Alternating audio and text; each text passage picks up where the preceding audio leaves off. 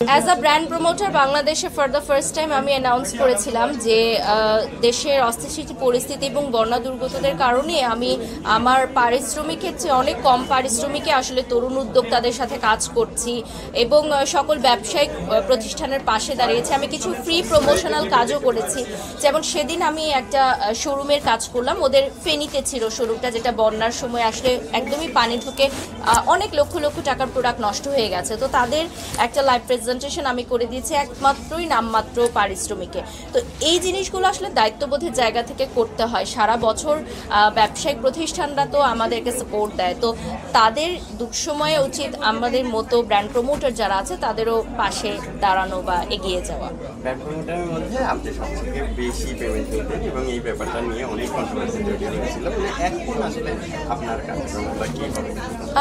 দেখুন, as a freelancer আমাদের কাজটা কিন্তু একদমই ফ্রিল্যান্সিং। আমি যদি আজকে বলি যে আমি 1 ঘন্টার জন্য 1 লক্ষ টাকা পারিশ্রমিক চার্জ করব, এখানে কোনো সংগঠন বা কোনো ব্যক্তি নেই যে আমাকে বলতে পারে যে না আপনি এত টাকার বেশি পারিশ্রমিক নিতে পারবেন না। যেমন আমাদের সাথে আজকে ফারিন এসেছেন, উনি একজন জনপ্রিয় মুখ, তো ওনারও কিন্তু পারিশ্রমিকটা অ্যাজ আ ফ্রিল্যান্সার উনি চার্জ করেন। কোনো অভিনয় শিল্পী সংঘ থেকেও কিন্তু বলে দেয়নি যে অভিনেতা বা অভিনেতারা শুধুমাত্র এত টাকাই চার্জ করতে পারবে পার ডে।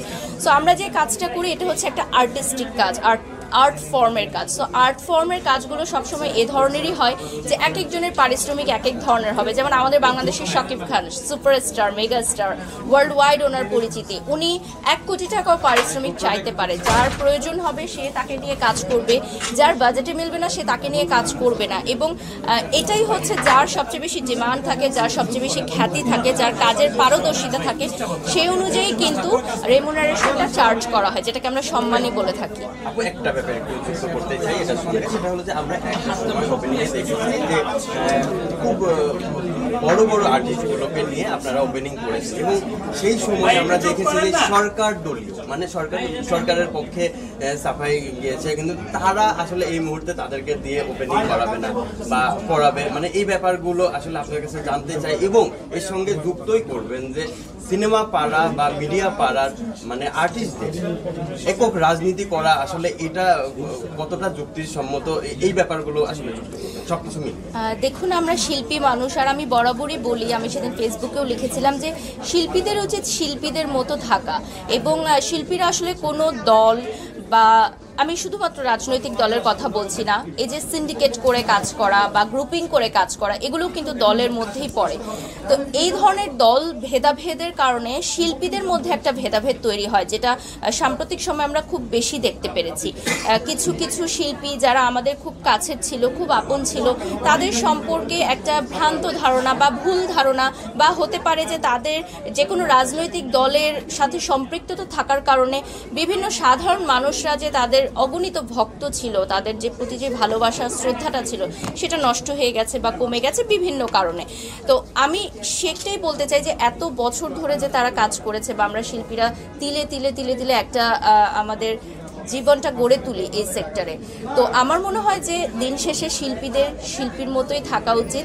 তবে সবাই অবশ্যই এক একজনের রাজনৈতিক মতামত থাকতে পারে, এক একজনের রাজনৈতিক দলে তাদের সাপোর্ট থাকতে পারে, কিন্তু জনগণের জন্য যেটা ভালো, যেটা 10 জনের জন্য ভালো, সেটাই একজন শিল্পীর করা উচিত। কারণ একজন শিল্পীকে সবাই ফলো করে, আইডল মনে করে। একজন সাধারণ মানুষ কথা না বললে একজন সুপারস্টার যদি কথা বলে সেই কথাটা আরও দ্রুত সবার মাঝে ছড়িয়ে যায় এবং সেটা মানুষ ফলো করার চেষ্টা করে। তা আমাদেরও কিছু দায়িত্ববোধ আছে, এটা আমি মনে করি। আর ওই যে দিন শেষে আমি বলবো যে আমরা সবাই এক, শিল্পীরা কাজ করি সাধারণ মানুষের জন্য, আমরা সবার মাঝে ভালোবাসা নিয়েই থাকতে চাই। যারা সরকারের পক্ষে ওপেন কাজ করেছে তাদেরকে দিয়ে তো আসলে এই মুহূর্তে অনেকে ওপেন আসলে এইটা আমার মনে হয় একদমই ভ্রান্ত একটা ধারণা। কারণ এটা আসলে ব্যবসায়িক প্রতিষ্ঠানের যে কর্ণধারা আছেন তারা আসলে নির্ধারণ করবেন যে কাদেরকে নিয়ে তারা কাজ করবে।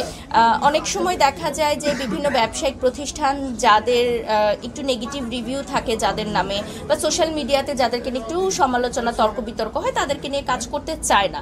আবার অনেক সময় আপনারা দেখবেন কিছু কিছু ব্যবসায়িক প্রতিষ্ঠান আছে যে যখন ট্রেন্ডিংয়ে থাকে সেটা যেভাবেই হোক তাকে নিয়ে গ্র্যান্ড ওপেনিং করছে, তাকে ডাকছে, তাকে প্রমোশনে ডাকছে, যার ভিউ বেশি তাকে নিয়ে বাণিজ্য করছে। তো এটা আসলে টোটালির উপর ডিপেন্ড করে একজন বিজনেস মাইন্ডের উপর, যে তাদের মার্কেটিং স্ট্র্যাটেজিটা কেমন থাকছে। যেমন তাসনিয়া ফারিনের সাথে এর আগেও আমার বেশ কিছু কাজ হয়েছে।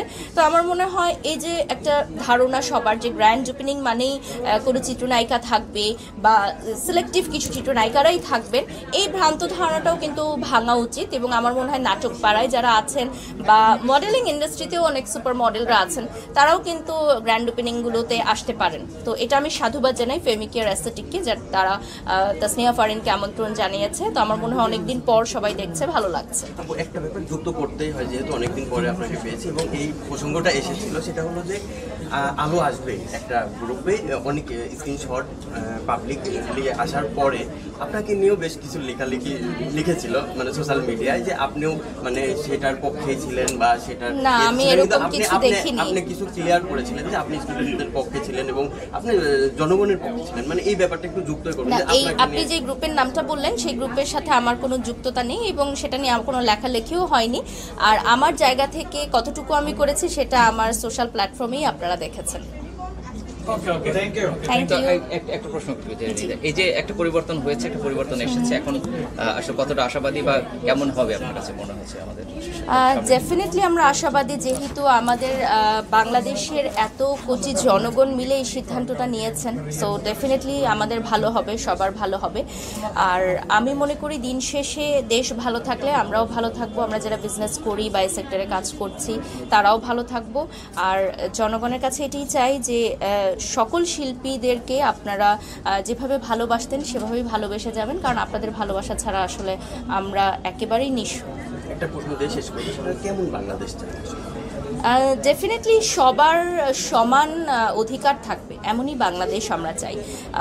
স্পেশালি আমরা সবসময় আগে যেটা দেখতাম যে শুধুমাত্র লিঙ্ক লবিং করলেই আসলে কোনো বিশেষ সুবিধা পাওয়া যেত বা এটা সবাই মনে করত, কিন্তু আমি এরকম একটা বাংলাদেশ চাই যে প্রত্যেকেই যাতে অন্যায়ের বিচার পায় এবং